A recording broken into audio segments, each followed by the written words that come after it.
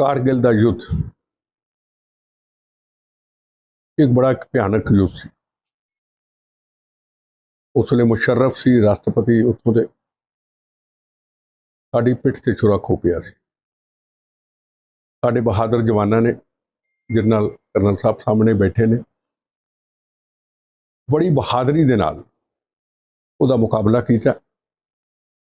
कोई ऐसा हिंदुस्तान का इहो जिहा स्थान नहीं थी जिथे हिंदू मुस्लिम सिख ईसाइयों के खून के बने तिरंगे दे विच उन्हां दी बॉडी ना आई हो। पर उस तो बाद साडियां कई सरकारां दीयां कमजोरियां दे नाल पूरे हिंदुस्तान में, कश्मीर में, दिल्ली में 26/11 की घटना, जगह जगह पे टेररिज्म आया। पर जिस स्थान पे बैठा हूं, दीनानगर और पठानकोट की घटना, जब नरेंद्र मोदी जी पाकिस्तान में गए थे एक शांति का संदेश लेके, जो हमको ये पता नहीं था कि वो जा भी सकते हैं अपनी जान को जोखिम में डाल करके, उस पाकिस्तान में जहां से टेररिज्म पलता पुलता है, पर उन्होंने कहा हम अमन शांति चाहते हैं। और मुझे ये पता था कि वो गए हैं, ये हमारी पीठ पे छुरा मारेगा पाकिस्तान, हमने बोला भी था उस वक्त। पर चलो, हिंदुस्तान के प्रधानमंत्री जी का एक कर्तव्य बनता था कि उधर हो या इधर हो, अमन शांति होनी चाहिए। हमारी पीठ पे छुरा मारा। कुछ महीनों के बाद दीनानगर और पठानकोट की घटना, दीनानगर और पठानकोट की घटना ने 370 धारा हटाई। पुलवामा की घटना ने 370 धारा हटाई। हमारे जवानों पे रोज शहादतें होती थी, रोज गोलियां चलती थी, तिरंगे झंडे का अपमान होता था, पत्थर फेंके जाते थे। आज आतंकवाद से इस भारत को मुक्त किया गया है सिर्फ दीनानगर और पठानकोट की घटना के बाद। कभी नरेंद्र मोदी जी पाकिस्तान के प्रधानमंत्री राष्ट्रपति को मिले नहीं। एक गोली चलती है, हमारा जवान 100 गोली चलाने के लिए तैयार खड़ा है। अब दिल्ली से नहीं पूछना पड़ता, आज का ये भारत है।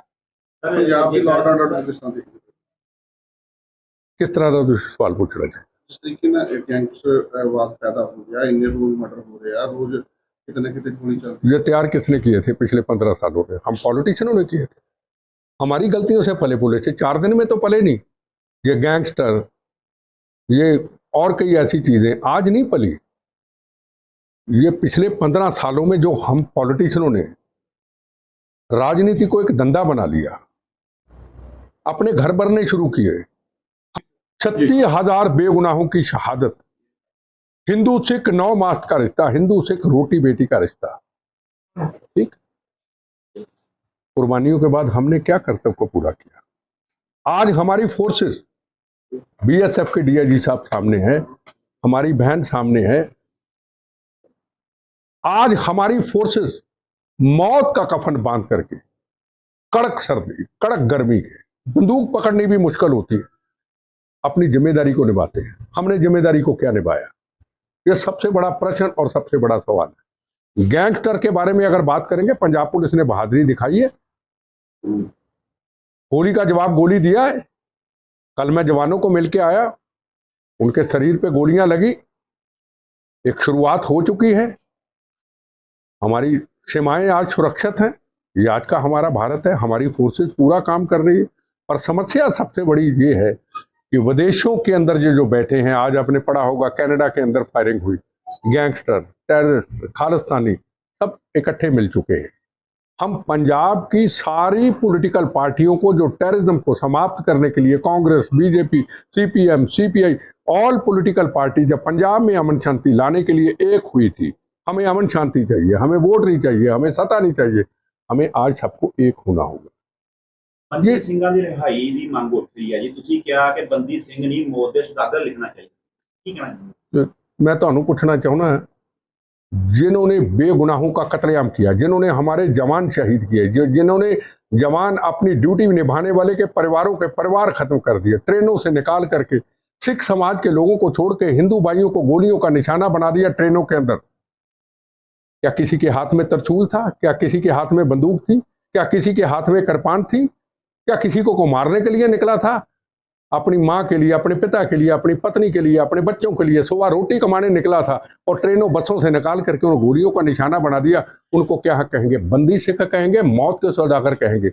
बस मैं सवाल पूछना चाहता हूं, अगर उसके बारे में कोई जवाब देता है मेरी बात का, उसको खुला चैलेंज करता हूं, खालिस्तान के मुद्दे पे बात कर ले। क्या कौन सा खालिस्तान चाहते हैं? मुद्दा तो खालिस्तान है।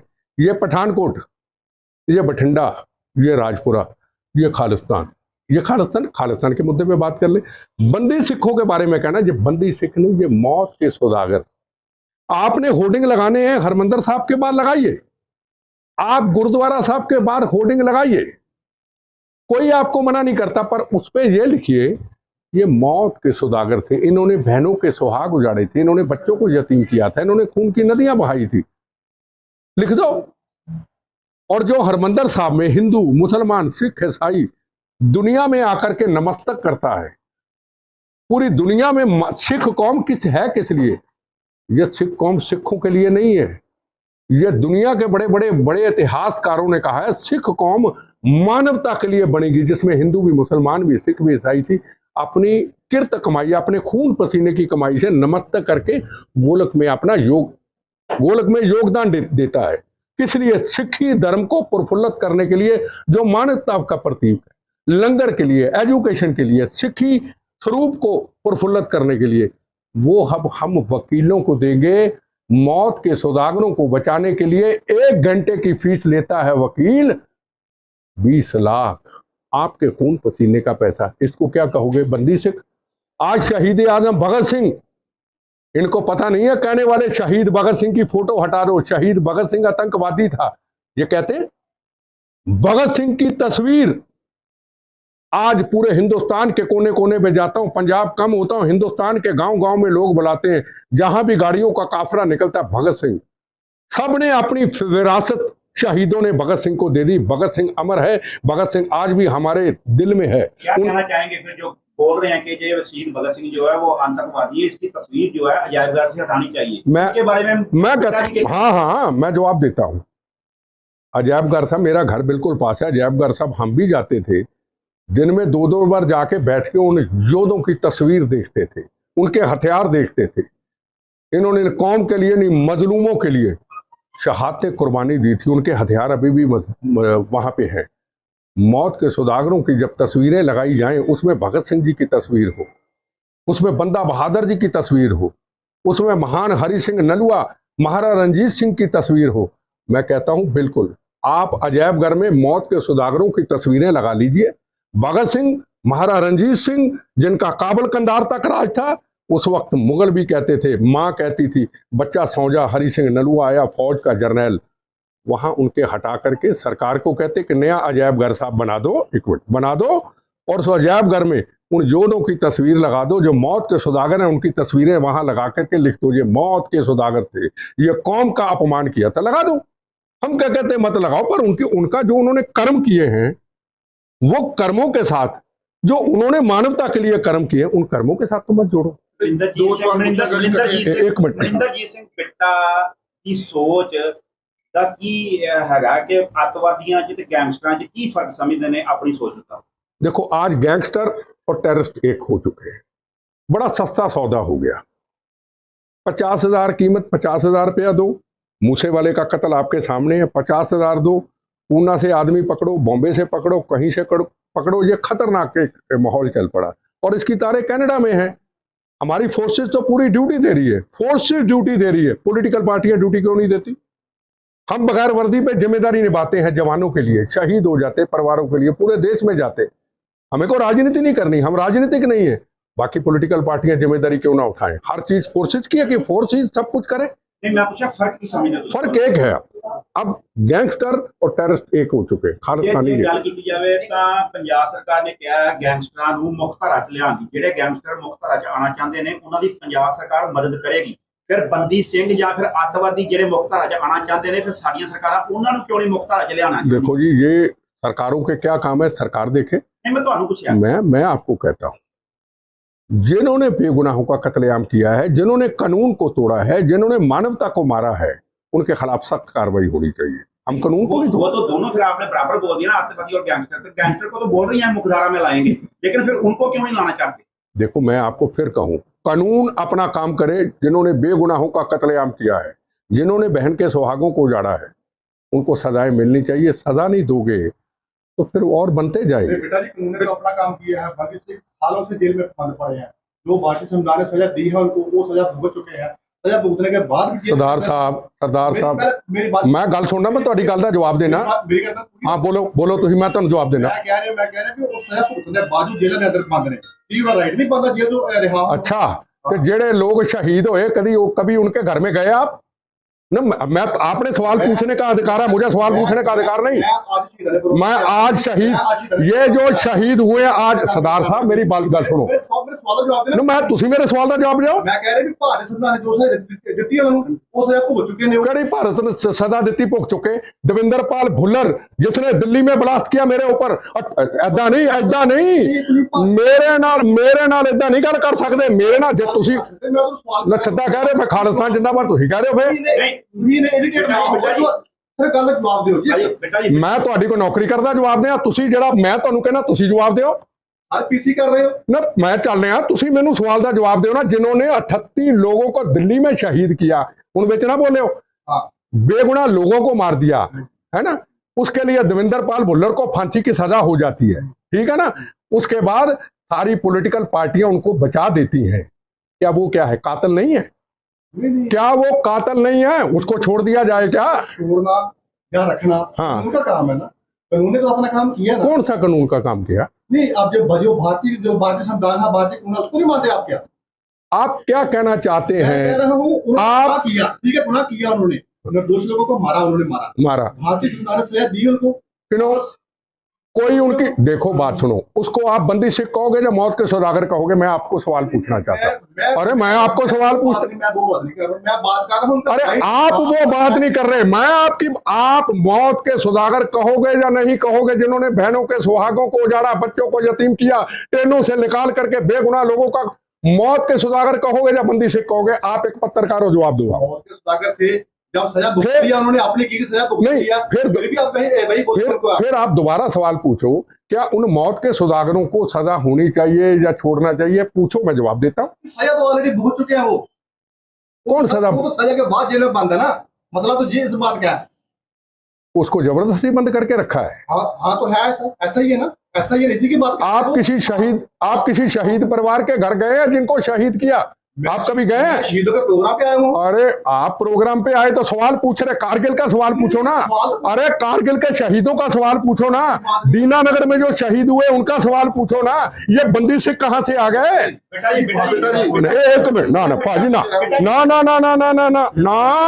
एक मिनट ठहर यार, ना सवाल का जवाब दूंगा, ठोक के दूंगा इनको। ना जवाब तो नहीं, तुसी कारगिल ते सवाल पूछे?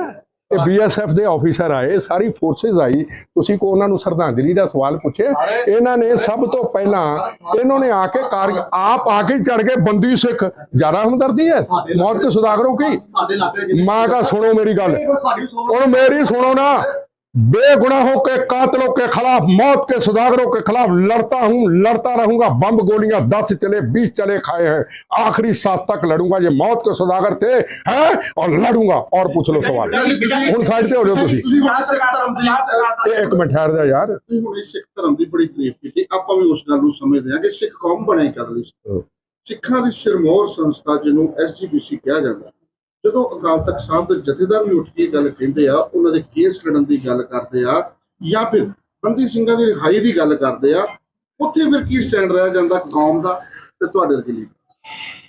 देखो एक बात सुनो, अकाल तख्त के जथेदार साहब हमारे सिर के ताज है, हमारी कौम के ताज है, हम उनके पैरों की मिट्टी भी लेंगे, ठीक है ना। अब अकाल तख्त के जथेदार साहब कहते, पहले तो बात है कि मुझे उनके खिलाफ, उनके बारे में बोलने का कोई हक नहीं, पर जब एक ऐसा स्टेटमेंट आ जाए, एक तरफ जवानों की शहादत, एक तरफ कारगिल का दिवस, आज कारगिल दिवस के अंदर अगर हम आए हैं तो कौन थे ये जवान? इन्होंने शहीद आजम भगत सिंह, राजगुरु सुखदेव, चंद्रशेखर आजाद, जो मौत का कफन बांध करके इस भारत माता को आजाद कराया था, जवानों ने उनकी आजादी के लिए, रक्षा के लिए, सीमाओं की रक्षा के लिए कुर्बानी दी ना। आज वो कहते हैं नौजवानों हथियार ले लो। एक सवाल पूछना चाहता हूं उनसे, खतरा किससे है? हिंदू सिख एक 9 मास का रिश्ता है, हिंदू सिख एक रोटी बेटी का रिश्ता है। हिंदू समाज से खतरा है, नरेंद्र मोदी जी से खतरा है, कांग्रेस से खतरा है, आम पार्टी से खतरा है? किससे खतरा है? जब हथियार नहीं किसी के पास, जब गोला बारूद नहीं, कि तरछूल नहीं, कृपान नहीं, हथियार किस लिए उठाओ? हम ये भी कह सकते हैं, गुरु महाराज की पवित्र सिक्खी को प्रफुल्लित करो, महाराजा रणजीत सिंह जी, हरि सिंह नलुआ के इतिहास को प्रफुल्लित करो, मानवता की रक्षा के लिए प्रफुल्लित करो। हम ये नहीं क्यों नहीं कहते हथियार पकड़ो? वाई हथियार पकड़ो? 1 घंटे की फीस वकील लेता है 20 लाख रुपया। ये जो कहते हैं ना सरदार साहब बंदी सिख, इनको कहना चाहता हूं, सबको कहना, मौत के सौदागर को बचाने के लिए, जिन्होंने बहनों के सुहागों को जड़ा, जिन्होंने हमारे सुरक्षा जवान शहीद किए, एक टाइम की फीस 20 लाख रुपया लेता है। आम अगर टेररिस्ट विक्टिम, कोई शहीद जवान की पत्नी, शहीद परिवार का कोई व्यक्ति अगर केस लड़ना चाहे, सुप्रीम कोर्ट, हाई कोर्ट जाते जाते उसके पैर हाथ कांपने लग जाएंगे। कहां 20 लाख 1 घंटे का? और वो तो जो पेंशन का पैसा होगा अपने पति का, अपने पिता का, वो एक ही चक्कर में, एक ही तरीके में लग जाएगा। सिमरनजीत ਸਿੰਘ ਮਾਨ ਜਿਹੜੇ ਨੇ ਉਹਨਾਂ ਨੇ ਐਮਪੀ ਬਣਨ ਤੋਂ ਬਾਅਦ ਸ਼ਹੀਦੇ ਆਜ਼ਮ ਸਰਦਾਰ ਭਗਤ ਸਿੰਘ ਬਾਰੇ ਟਿੱਪਣੀ ਕਰਨੀ ਸ਼ੁਰੂ ਕਰ ਦਿੱਤੀ। ਕਿ ਇੰਨਾ ਚਿਰ ਕਿਉਂ ਨਹੀਂ ਕੀਤੀ, ਜਾਂ ਇਹ ਕਰਨ ਦੇ ਪਿੱਛੇ ਮਕਸਦ ਕੀ, ਲਾਈਮਲਾਈਟ 'ਚ ਰਹਿਣਾ कि या फिर डिवाइडेड रूल की नीति? देखो, मैं सिमरनजीत सिंह मान जी को हमें सीरियस नहीं लेना चाहिए। उम्र होगी, जो भगत सिंह जी के ऊपर कुछ बोल सकते हैं, टिप्पणी कर सकते हैं, जिसको दुनिया मानती है, जिसको हमारा पाकिस्तान दुश्मन देश भी उसको अपना आदर्श मानता है, तो मैं समझूंगा उनके बारे में कुछ कहने का कोई मतलब नहीं रहता। पर हाँ, उनके कुछ लोगों ने, मैं आज अखबार में पढ़ा कि हरमंदर साहब में सेक्रेटरी साहब को कोई एक लेटर दिया है कि भगत सिंह जी की तस्वीर हटाई जाए। मैं कहता हूं तस्वीर हटा लो, तस्वीर महाराजा रणजीत सिंह जी की भी हटा लो, तस्वीर जोधों की हटा के सरकार एक अलग अजैब घर साहब बना दे, उसमें लगा ले, और जहां बेगुनाहों के कातलों की मौत के सौदागरों को लिख करके, ये मौत के सौदागर थे, हमारे सबके खून पसीने की किरत कमाई का पैसा जो लंगर के लिए, जो सिक्खी समाज को प्रफुल्लित करने के लिए लिया गया, वो इनके लिए लगाया जाता। लिख दो, लगा दो। सरदार भगत सिंह नौजवान पीढ़ी के रोल मॉडल ने। ਜਦੋਂ ਕੋਈ ਵੀ ਵਿਅਕਤੀ ਸ਼ਹੀਦ ਆਜ਼ਮ ਸਰਦਾਰ ਭਗਤ ਸਿੰਘ ਵਰਗੀ ਪੱਗ ਵੀ ਬੰਨ ਲੈਂਦਾ ਤੇ ਉਹਨੂੰ ਅੰਦਰੋਂ ਇੱਕ ਭਾਵਨਾ ਜਾਗ ਜਾਂਦੀ। ਬਿਲਕੁਲ ਜੀ।